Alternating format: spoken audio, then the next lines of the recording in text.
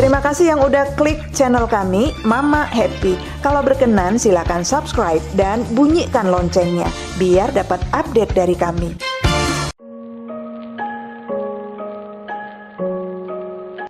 Assalamualaikum. Halo Mak, kami mau cerita ya Mak. Kali ini tentang Tona, perempuan muda anak tunggal dari keluarga miskin dan tak sekolah. Menyeret langkah Tona dalam petualangan cinta, disingkirkan dan bercinta lagi. Bersama keluarga kakaknya dengan kakak tirinya, satu ibu beda bapak. Tona tinggal di sebuah rumah pondok yang disediakan untuk para buruh di perusahaan BUMN tempat kakaknya bekerja.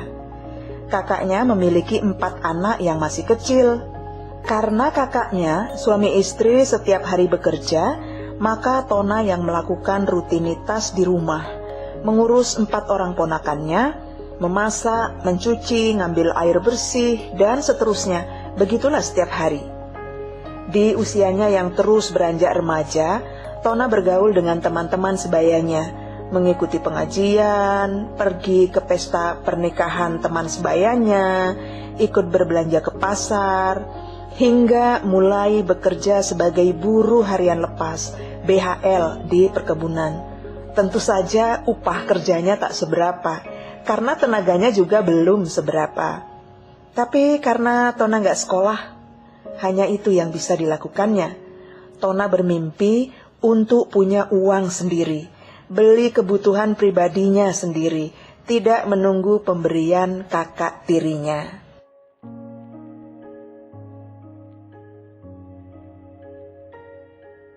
Hingga suatu hari, seorang temannya, Ati namanya, mengajaknya pergi merantau. Tempat kerjanya jauh, tapi kerjanya enak, nggak capek, dan gajinya besar.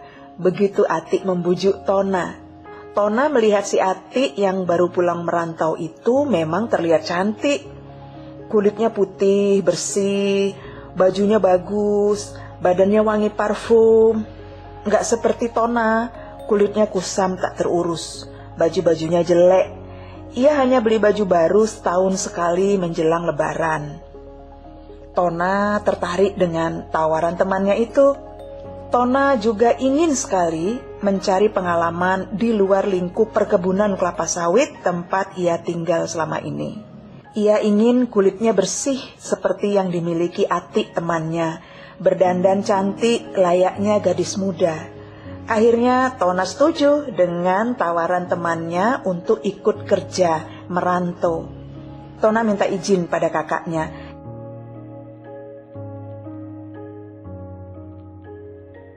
Jadi gitulah Mak, berangkatlah si Tona merantau kan.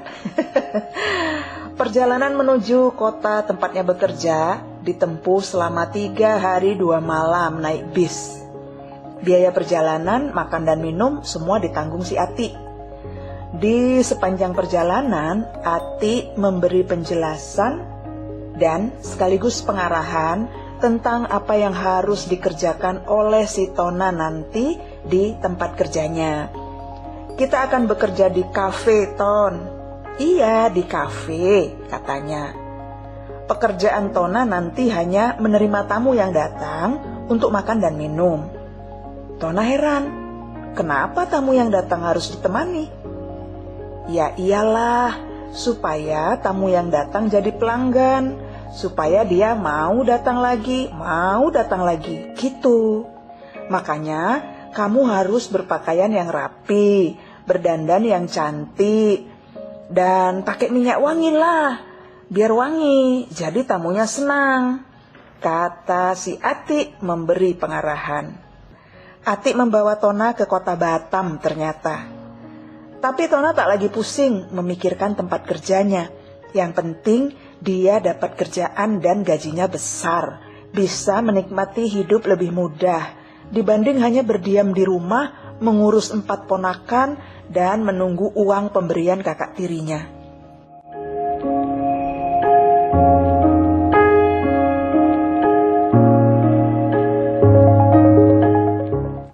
Sampai di Batam, Sebuah taksi membawa mereka menuju ke sebuah kafe.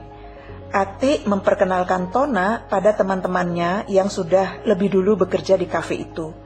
Lalu Tona diantar ke sebuah kamar untuk istirahat. 1000 pertanyaan mulai bermunculan di kepalanya. Kenapa banyak sekali perempuan-perempuan cantik di kafe itu? Kenapa tamu yang datang semuanya laki-laki? Tapi Tona belum punya keberanian untuk menanyakannya pada Atik.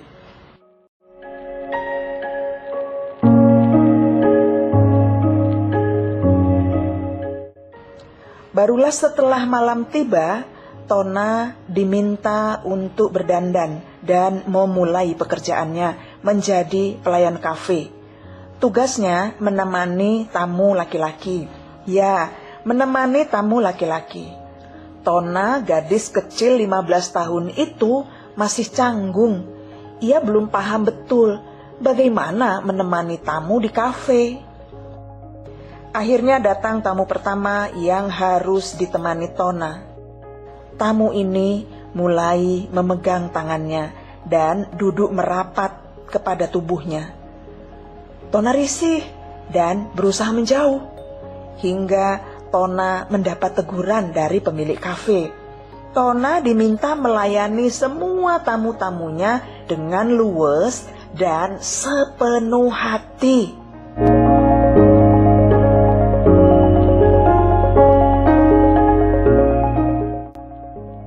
Malam berikutnya, tamu laki-laki berperawakan pendek dan gendut minta ditemani minum wine. Menemani minum artinya Tona juga harus minum. Tamu itu memaksa dan Tona harus mau. Tona, gadis kecil itu, tak kuasa menolaknya. Akhirnya Tona tidak sadarkan diri karena pengaruh minuman keras itu. Ketika sadar, dia sudah berada di salah satu kamar tidur tanpa selai pakaian di badannya. Tona tidak menyadari apa yang sudah terjadi pada dirinya. Gadis kecil itu nggak mengerti kalau dia sudah masuk perangkap perdagangan manusia. Dan dirinya sudah diperjualbelikan dengan sangat murah oleh Atik kepada pemilik kafe. Lalu pemilik kafe menjualnya lagi kepada tamu-tamunya.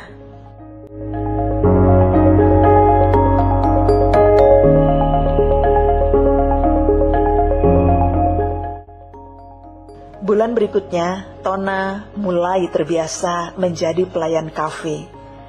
Melayani tamu sudah menjadi hal biasa bagi Tona. Semakin banyak tamu yang ia temani, maka akan semakin banyak pula uang tip yang akan ia dapatkan. Tona mulai menikmatinya. Tona menepati janji kepada kakaknya, tiap bulan mengirimkan uang kepada kakaknya di kampung.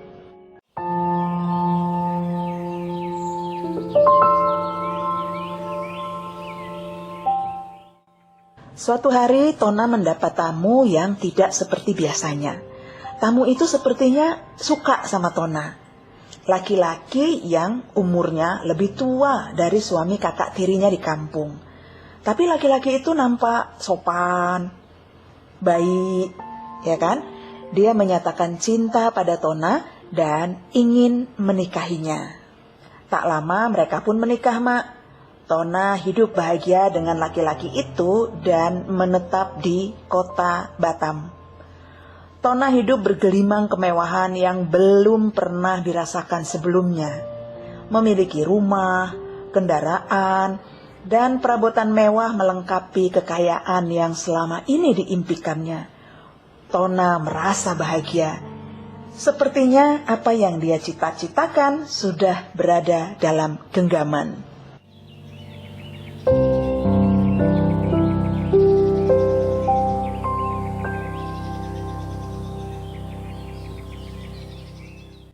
Sayangnya, Tona tak kunjung hamil, Mak, hingga 5 tahun perkawinannya. Suaminya sangat kecewa sebab dia menginginkan adanya keturunan dari keluarganya. Padahal mereka sudah ke berbagai dokter kandungan di sana, tapi Tona tak juga hamil. Tona akhirnya diceraikan oleh suaminya itu, karena Tona gak bisa memberi anak. Tona diminta meninggalkan rumahnya tanpa membawa satu pun barang berharga, karena semua barang memang miliknya, bukan harta gonogini yang bisa dibagi. Dengan rasa kecewa yang teramat dalam, Tona memilih untuk pulang ke kampung halaman, kembali tinggal bersama kakak tirinya. Tona pulang membawa semacam luka, marah, kecewa, dan dendam. Bukan pada suaminya, tapi pada takdirnya. Kenapa Tuhan tak mengizinkannya bahagia? Kenapa dia harus kembali ke kehidupan sulit di kampung halamannya? Padahal Tona merasa sudah berjuang keras untuk hidup ini, hingga menikah, tapi harus bercerai dan sendiri lagi dalam kemiskinan.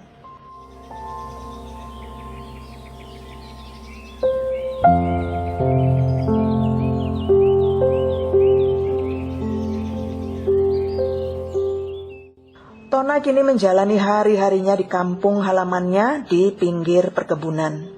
Tapi Tona bukanlah gadis kecil yang dulu lagi, yang lugu. Tona yang sekarang adalah Tona yang sudah matang, berpenampilan menarik, cukup berpengalaman menghadapi banyak laki-laki. Dan satu lagi, Tona menyimpan dendam pada kehidupan. Tona kembali bekerja di kafe-kafe yang ada di kampung sebelah tempat tinggalnya. Dia tidak peduli pada orang lain yang selalu mencibir karena status dan pekerjaan yang ia lakukan, mencibir karena dia janda, mencibir karena dia bekerja dari kafe ke kafe. Tona tidak peduli. Tona menjadi primadona di berbagai kafe tempatnya bekerja. Namanya selalu menjadi perbincangan, baik di kalangan laki-laki hidung belang maupun di kalangan istri para hidung belang tersebut. Tidak jarang Tona didatangi oleh para istri yang suaminya tergila-gila padanya. Datang dan pergi laki-laki dalam kehidupannya menjadi hal yang biasa. Tona hanya ingin menemukan kebahagiaan dalam hidupnya, menyembuhkan luka hatinya. Akhirnya Tona menikah lagi dengan seorang laki-laki yang masih memiliki istri dan 10 orang anak. Perkawinannya dengan laki-laki itu hanya bertahan 2 tahun saja, karena laki-laki itu sangat pencemburu. Setiap langkah Tona selalu diawasi, hingga bergesernya lipatan pakaian dalam lemari pun suaminya tahu, menjadi alat kontrol untuk mencegah Tona keluar rumah. Suaminya gak ingin Tona bergaul di luar. Tona hanya miliknya. Tona gak tahan diperlakukan seperti itu, dan memutuskan untuk pergi meninggalkan suaminya. Minggat dia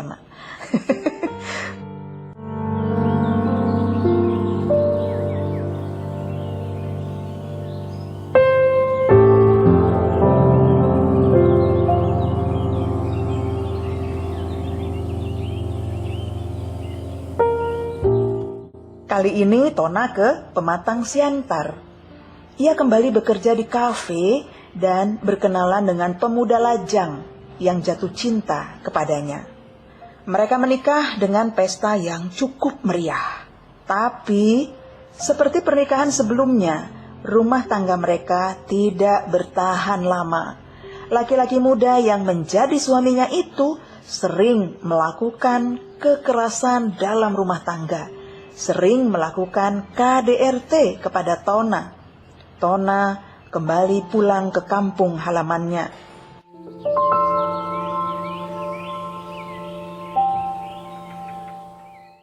Kali ini Tona memutuskan untuk hidup sendiri. Entah apa dia akan mampu melakukannya atau tidak, karena Tona saat ini bukanlah Tona yang dulu. Tona yang sekarang adalah seorang perempuan yang membenci kemiskinan, membenci peminggiran terhadap seorang perempuan karena bodoh dan miskin. Setiap langkah yang dijalaninya berakhir dengan kemiskinan baru, berakhir dengan penyingkiran, karena penolakan dari lingkungan, dari suaminya, dari lingkungan para istri yang khawatir suaminya digoda. Begitulah, Mak, bagaimana masa lalu membentuk kita menjadi seseorang di masa kini. Kemiskinan, penolakan, dan penyingkiran menyebabkan kita cenderung menjadi takut miskin, sekaligus memproteksi diri dengan tindakan menyingkirkan orang lain, apapun bentuk dan caranya.